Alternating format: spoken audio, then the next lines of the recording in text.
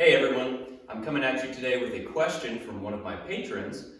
Thanks Waller for asking this question. He wanted to know what to do if we had a big imbalance in our left and right hips, particularly from a mobility standpoint. So what I think he's referring to is basically on one side, you can cross your leg and have no problem.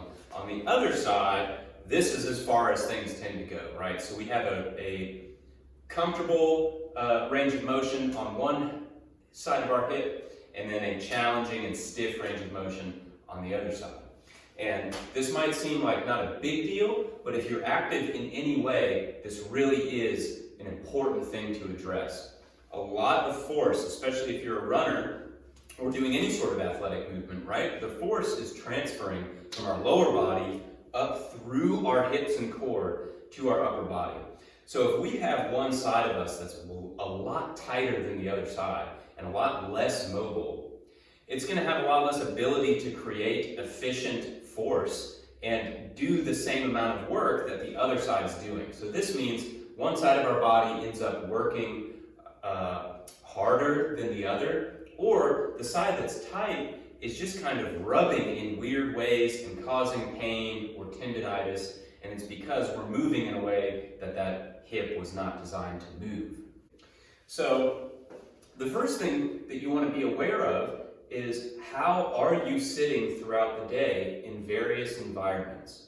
So one of the biggest that comes to mind is what you're doing when you're working in front of a computer or at an office. So a lot of times we will cross one leg, right? Whether it's like this or it's more externally rotated here. So we're used to crossing one leg, but we have trouble crossing the other leg. We're habitually favoring one side. Another thing is depending on your chair quality at work, right? You might be leaning to one side or leaning on a desk a certain way. And this kind of creates the chicken or egg question of, okay, am I sitting this way because my hips are imbalanced, or has sitting this way caused the hip imbalance? And really the answer is probably a little bit of both and the quality of our chairs. So another place that's a little less obvious is what are we doing while we're driving?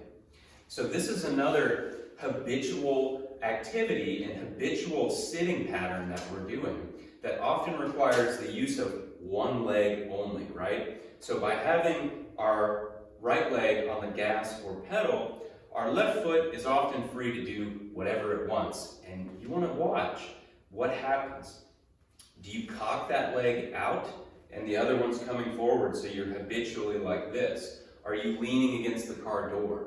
All of these things are going to slowly ingrain into your body a certain way to move or a certain range of motion that feels comfortable. The last point is just thinking about how you're sitting at home. And one of the best pieces of advice I've ever gotten about chairs is to just think of chairs in this way. Either your chair is going to rise up to support your posture, or you are going to sink back to fit the shape of the chair. So in your house, do your seats and couches and other pieces of furniture, do they fit you well enough to support your posture, or are they built in such a way or broken down in such a way that your posture molds to that piece of the furniture? So these are areas to look out for, and just start noticing these patterns when you're in the car, when you're at work, when you're at your desk, and when you're at home on the couch. How are you sitting? And how can you even that up? So if you're always crossing this leg, can you start practicing crossing this leg? If you're in the car, can you practice sitting symmetrically and not leaning to one side or letting one leg cock out to the side like this? So that's really the key to making a difference here. If you stretch for 1 minute and then you spend the next several hours at work leaning on one side, you're not really going to cause a difference over time. So it's awareness plus this circuit that we're about to do. So this is a pretty simple one, and I'm just going to take a shotgun approach here. So we're going to hit all the areas that might be kind of twisted or off kilter, and we'll see what happens. It's up to you to pay attention during these stretches and try to notice which sides feel tighter and which ones feel particularly locked up or restricted. And that's going to show you where to focus with your stretches. So we're going to start, there's so much twisting when we're sitting repetitively and driving and that sort of thing. So we're going to look at what our thoracic spine is doing. The first thing I want you to do is lay on your side, bring your knees up to 90 degrees and your hips at 90 degrees.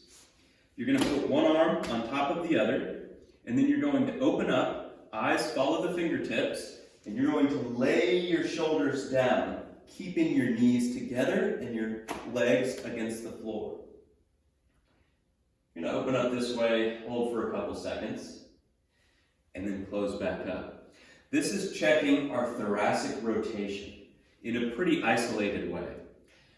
So see how it feels on one side, and then switch and do it on the other side and see if there's a difference. Chances are the tighter side is the one that you want to spend a little bit more time on, evening things out. And you can also, before you do this stretch, just kind of check in and see if you completely relax your posture and look in a mirror. Are you straight ahead or are you kind of twisted to one side?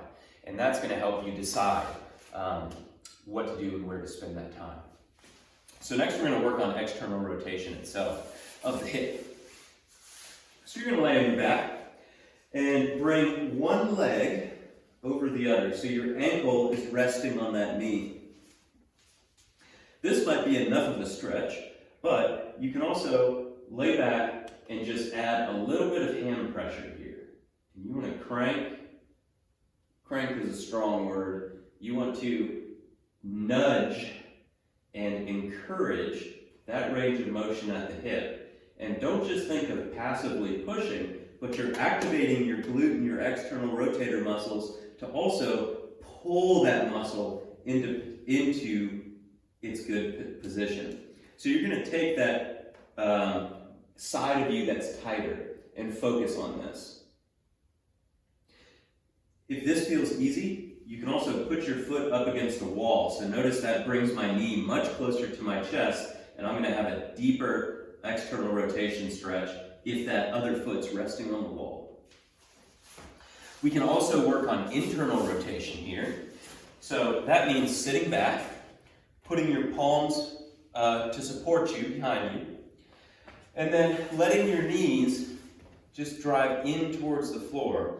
And notice that I'm keeping my hip close to the ground.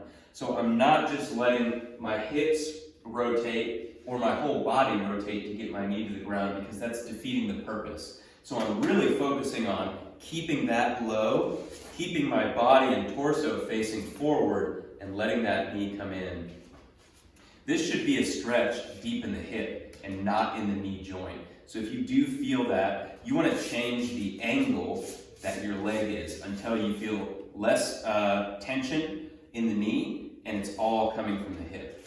And you can just go side to side here, trying to drive it in. One side's probably going to be better at this than the other, so focus, give a little more time and attention and reps to the side that needs it.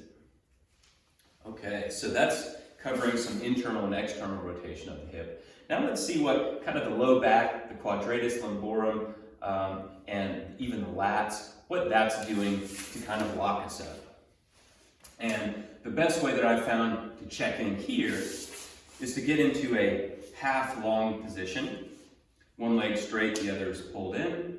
And then we're just going to experiment with leaning forward and stretching this hamstring. And then taking it into our low backs by turning towards that bent knee and then reaching up and over. So we're trying to lengthen this whole side of our spine and reach down towards that toe. And you'll feel that's going to hit that kind of low back QL area. This is a good one to just hold and breathe. So feel your belly into that tension. Feel your breath 3D expanding your torso. Breathe into that low back area, and then exhale and you'll feel it relax. So you want to hit that on both sides and see which one feels more or less tense or tight. And then we're going to go into our final two. So we want to work on the adductor or inner thigh here. And the best way to do that in an isolated kind of diagnostic way is to get into a kneeling position and then put your hands on the floor and straighten your leg out. And now, keeping a straight leg, you're going to sit back and feel that tension go from the groin all the way through the inner thigh and probably through your hamstrings. And the key here is not to, don't think about your hips coming down to your butt. Think about keeping your hips high and sliding them straight back. So I'm not really doing a down motion. I'm maintaining that pelvis position and I'm just sliding it back. You can practice this with your foot down. You can practice it with your foot up, and even going from a toe down to toe up position is a great way to train that external rotation. And then the final thing we want to look at is a hip flexor discrepancy. So this is very likely, especially if we're doing a lot of leaning to one side, we're shortening one side of our torso, specifically our hip flexor muscles like the psoas.